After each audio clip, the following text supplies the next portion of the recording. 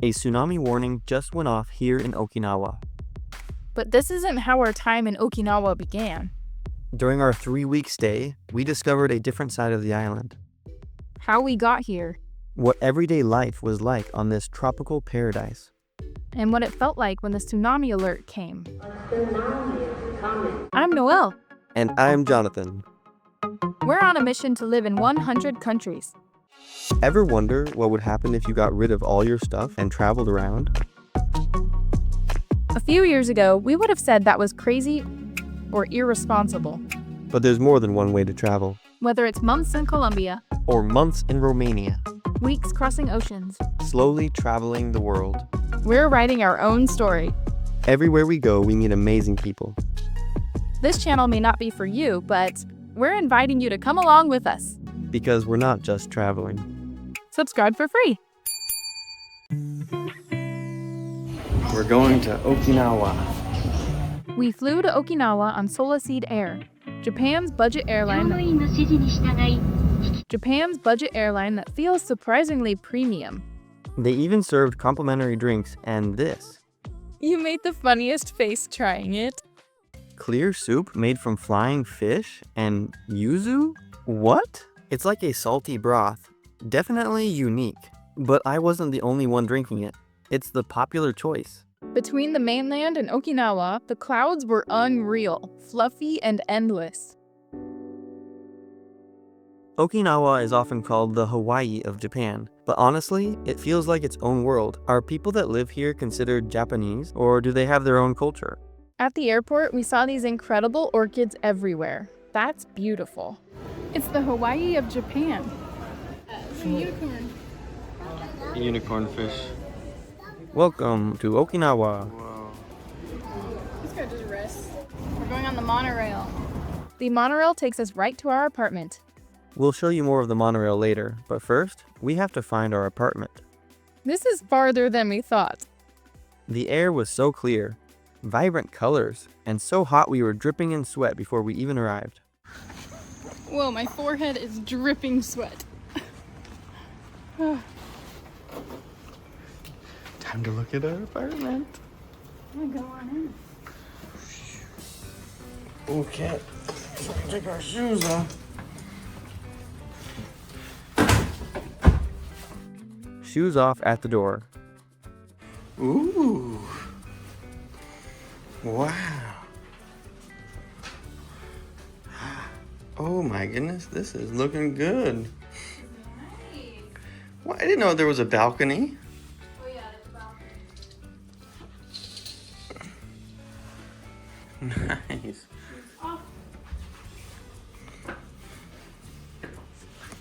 Japanese design is so practical. Everything you need, nothing extra.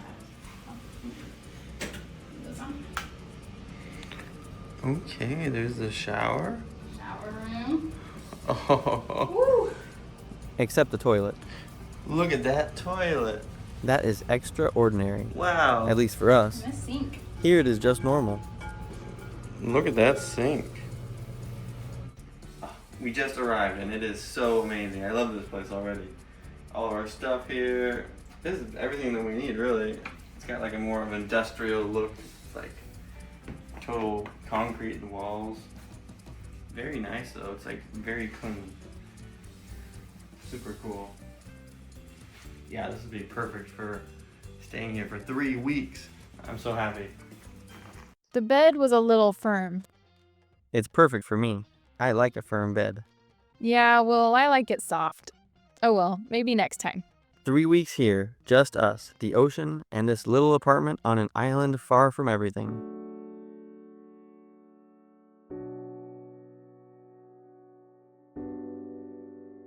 I love Okinawa. We love Okinawa already. Everything seems perfect. What stood out most wasn't the beaches or sightseeing, it was daily life. The everyday moments make up most of our lives, even while traveling. Did you know Okinawa is one of the original blue zones? Places where people live the longest in the world. They say it's because of community, purpose. And the food. Oh, the food. Here in Okinawa, the okra is amazing. Look at this. They even have red okra. Look. I'm starting to crave this okra. It's like every day I'm just eating some okra. Just raw sometimes. It's so good. It's really delicious. So good. We spent hours exploring grocery stores. So many unique things we've never seen before. You know, in America, it's hard to find good pickled plums. These sweet potatoes are amazing here in Okinawa. They have great sweet potatoes. They're just delicious. They're already cooked too. You just grab them and go, basically. You can just eat them plain. They're really good. One looked exactly like the grocery store we filmed in mainland Japan. Even found what looked like a really old egg. Look at this. What do you think this is? Oh, it looks so disgusting, honestly. It looks like a giant moldy, I don't know, like a dung beetle made that. I translated that and it says a century-old egg. It looks like a really old egg. It's like feathers on it and stuff. Really gross. Looks like, looks so bad.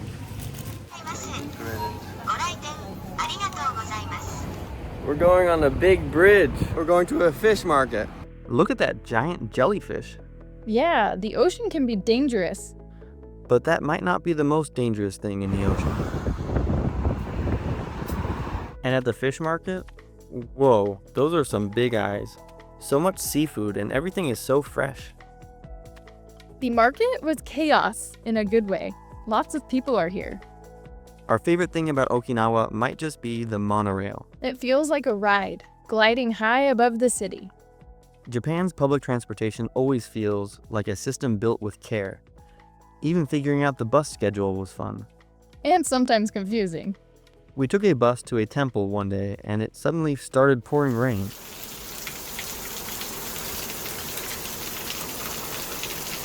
We even noticed Pokemon characters mimicking Okinawan Shisa statues on the monorail. Shisa are everywhere here. They are guardians, lion dogs. One's for keeping out evil, the other is inviting good. They're beautiful reminders of how Okinawan tradition is still alive. We're gonna go in the store that is apparently really popular, but we don't know what it is. It's called Don Quixote or something like that. We'll see. I think it's a big discount store. Don Quixote was a sensory overload. Is this it? It's like 10 stores in one. Pokemon, Dragon Ball Z, gadgets, snacks, everything stacked floor to ceiling. We just needed a kitchen knife and ended up staying for an hour. Afterwards, we walked through Naha's covered markets. We saw colorful shirts, heard the loudest cicadas, and saw lots of island food stands. I got this new Okinawa shirt from the mall. Do you like it? Yeah. What are these vending machine toys doing everywhere? It's like a tsunami of little toys. Speaking of tsunami, where are we going? We are going to the beach. We just loved being able to walk down to the beach. That's cool. The local beach is a great spot to take a dip. They use nets here to keep venomous marine life out. Box jellyfish, sea snakes, all kinds of things. I wonder if the nets make people feel safer or more afraid. The water was super warm, easy to float in. It was so salty.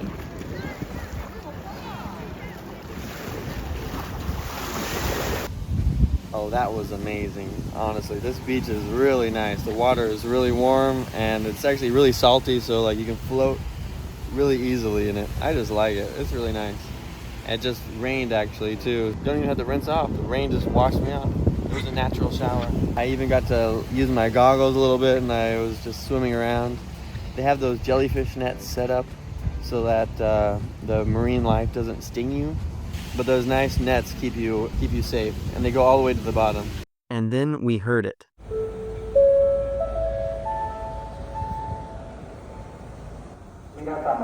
A voice came over the speakers.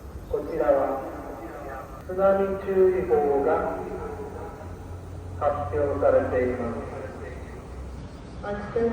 is coming. Get away from the ocean.